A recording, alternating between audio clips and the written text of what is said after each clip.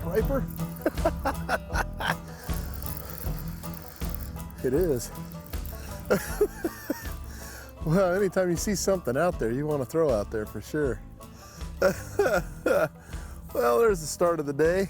A striper at Lake Pleasant. There you have it, a little striper.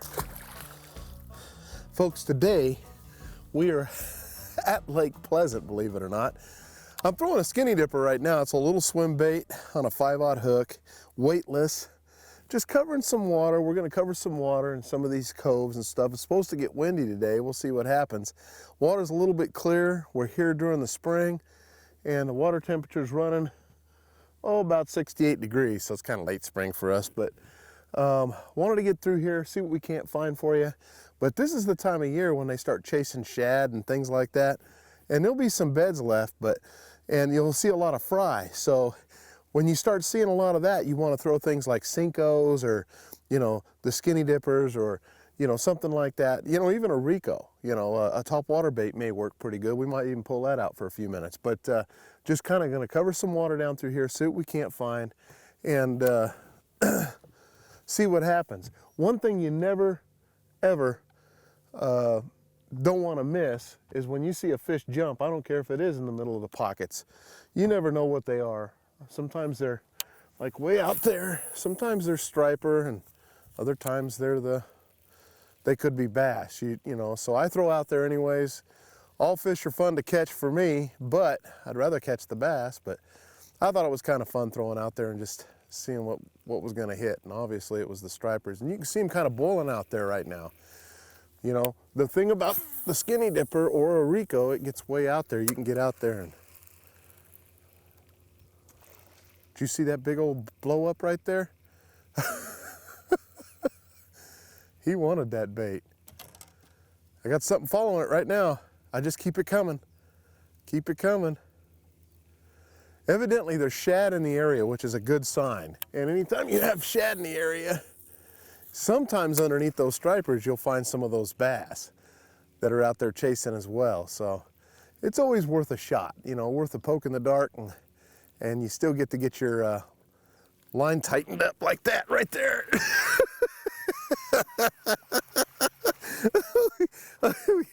Oh, you could still come out and have a lot of fun and catch these fish. Come here, little dude. Sometimes when you leave the striper in the water, they're easier to lip. You can lip the striper as well. They're not big, but they're out there chasing for sure. There's another thing you can do just to see if there might be bass out there when you're catching them on these swim baits, is throw like a senko out there or something and see if something will pop it underneath the school of striper. So I've got that hooked up, a big old 5-inch swim bait. I'll throw it out there and just let it fall, or a big old 5-inch senko. Let it fall down there, see, it's shallow water, it's 10 foot of water, so it's possible there could be some bass down there. And I know at Lake Mead a lot of times when you find the striper, a lot of times you'll find the smallmouth bass underneath them. If you get down with a jig or something like that and just let it fall underneath this school of striper, a lot of times you'll get popped by a smallmouth. So I've been very successful at doing that, so it's hard not to do it at Lake Pleasant even and maybe catch a largemouth, but let it fall. Nothing happens, you just pull it in and move down the bank, but they sure are a lot of fun to catch. We just got here, so getting the line tight was fun, but we'll move down the bank and see what's going on. And if the water's clear enough, I'll see if I can see something going on. A lot of times this time of year now, something else to think about Lake Pleasant is we have a lot of brush in the water. Here we're going down kind of a blank bank, but if you look behind us, we have brush in the water, trees in the water. Those bushes that you see in the water, out from the bank a little bit, a lot of times will hold fry, and bass will be protecting them in that area, and you can catch them on senkos in there. So we'll be trying that as well. Fast moving baits, man, in the morning. Now, if you get back towards the back this time of year, the water will be a little bit warmer. Those fish might be hitting buzz baits and topwaters. I don't know. We'll go check it out. We've got today to figure them out. See if we can catch some largemouth here.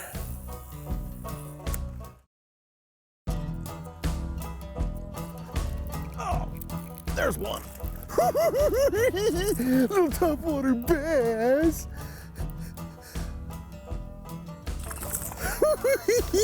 And man, did he try to chew it. Man, did he try to chew it. Hello, baby. That's on that Rico bass in my color. Oh, I barely got him hooked now. That hook came out. That back hook came out. Let him fight a little bit. Get him up here where you can get, just touch him. Oh, look at that. Oh! I knew that was gonna happen. Anyways, I pulled up my color. He had the whole thing in his mouth, but he managed to get one of the hooks out. But that's the ticket right there, man, this time of year. The reason why I love this color so much, and I put this color together, was because this time of year, when they're definitely watching their fry or on beds or anything, they don't like the bluegill, and this is more got the bluegill type colors with the chartreuse in it, and it's a clear color in this clear water. It's perfect because, you know, it's got the little translucent color to it, but it's got a clear bottom, and when you look at that thing in the sun, you know, it's got the little rattles in it and stuff, but it's just really a cool color. I love this color.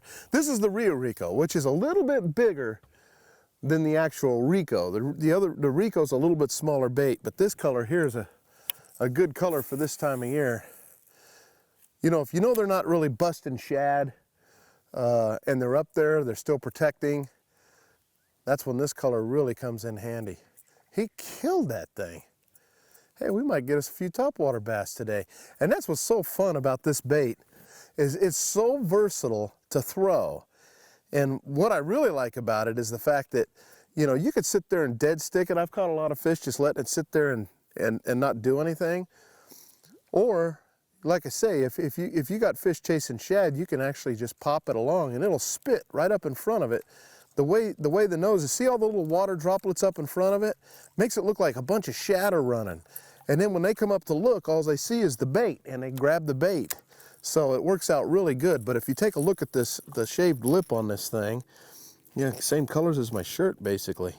But it's got a shaved lip on the bottom so it can spit. So it really doesn't like really pop. You can use it like a popper, but it has more of a spit action to it.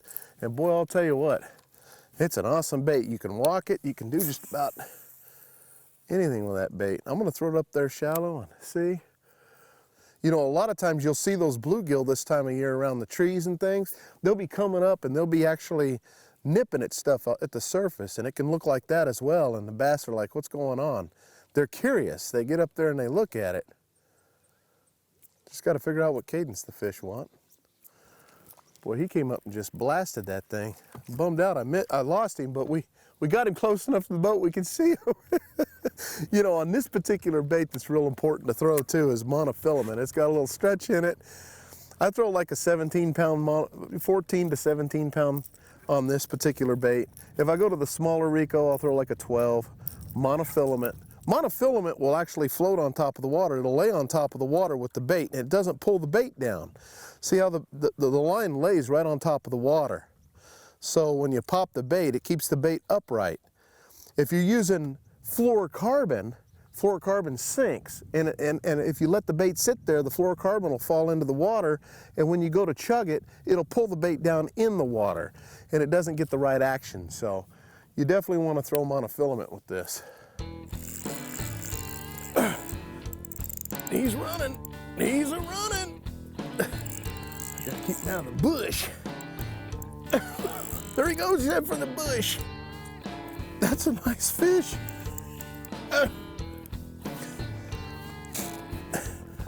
That one will make me spit my bubble gum out. Wait a minute. Are you kidding me? Well, we caught stripers, so why not a cat? Can you believe that?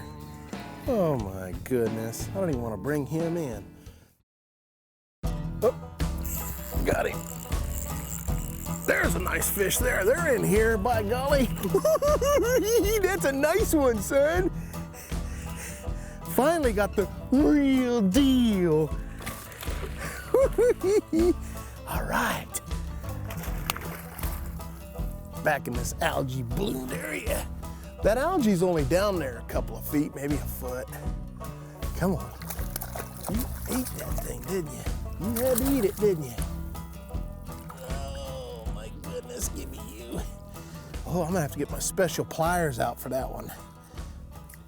Ooh, got it. Look at that fish, huh? Little buck bass, but hey, we got a nice Lake Pleasant bass on that senko. What I've gone to is something that's really reliable here at Lake Pleasant, and that's my Wacky senko, obviously.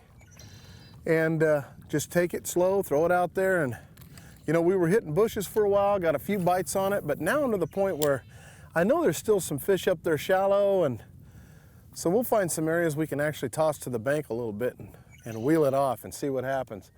Just like we do at Apache Lake, you know. You know, these fish, this time of year, you've got a couple of different things happening.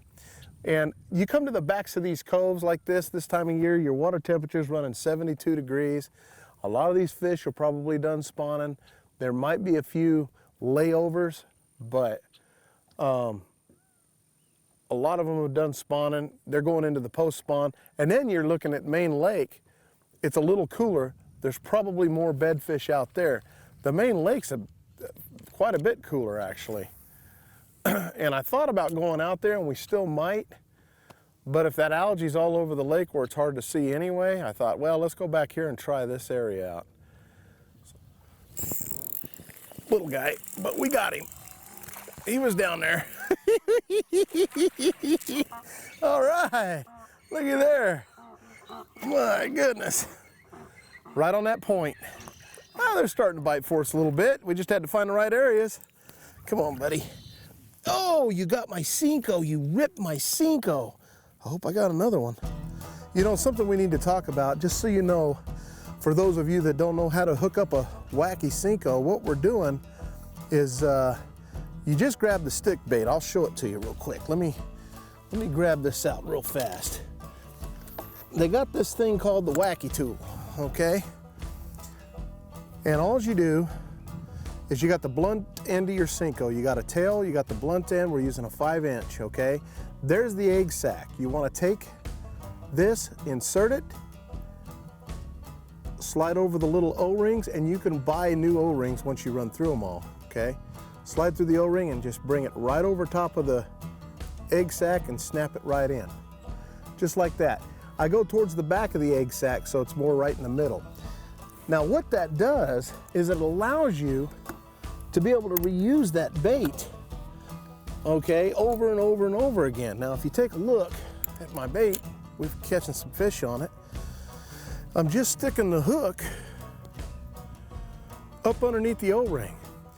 And I always stick it, the hook underneath the O-ring, and make sure that the hook is facing towards the blunt end of the bait, not the tail of the blunt, all right? And there you have it. That's a 1/0 owner Wacky style hook with the little weed guard on it. That way you can bring it over things, but that's how we hook it up, just like so.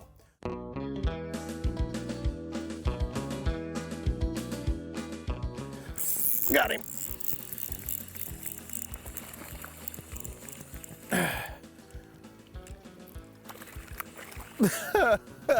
He thinks he's a beast. He just thinks he's a beast.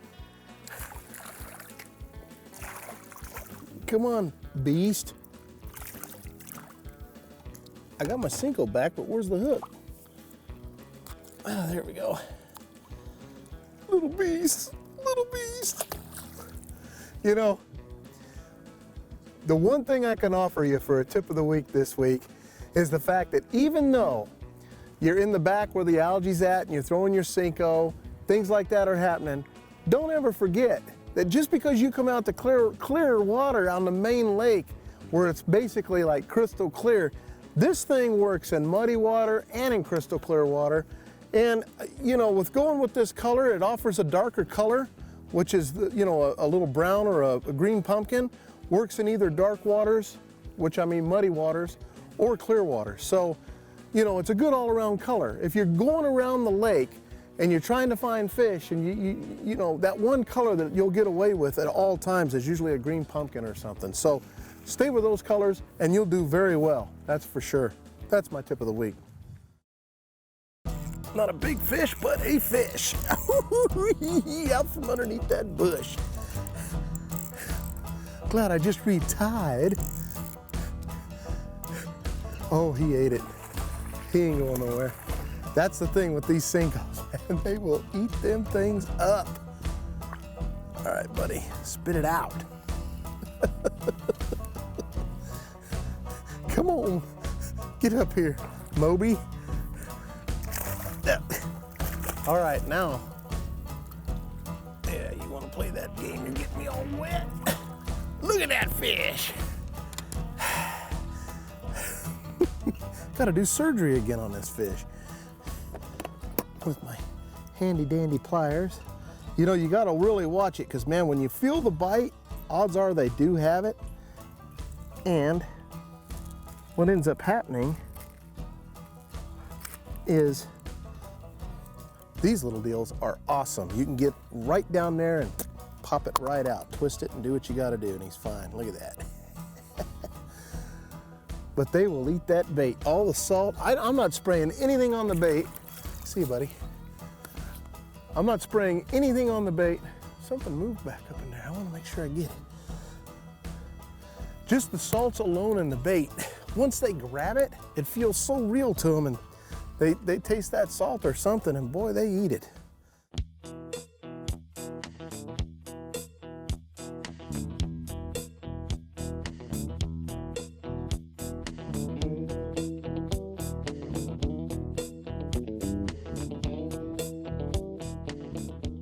Well, Lake Pleasant, as some would call unpleasant, but we had a good day today. Even though we caught a lot of small fish, we still had fun. And like I said, you can come out here, catch those stripers early in the morning and get some topwater going. And then, you know, we're also here on a full moon. So that has a lot to play into what's going on today.